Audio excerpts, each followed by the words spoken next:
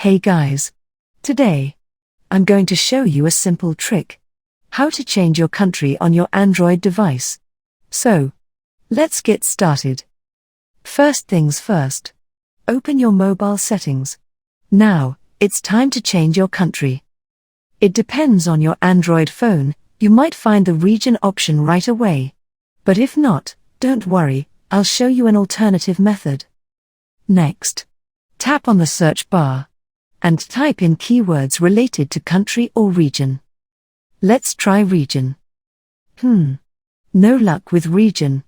So, I remove it. Now, let's try country instead. There we go. Now, click on the search result for country. Perfect. Now, let's see where we can change the country. Here, you'll see your current country. Just tap on it. And voila! You can now change it to any country you want. You can see that my current country is Argentina. That circle is filled with blue color. Now, I want to change my country.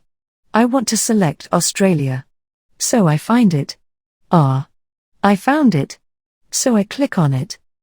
And now, you can see guys, my current country has been changed. And that's it, guys.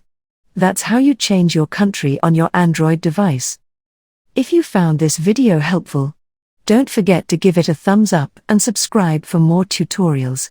Thanks for watching.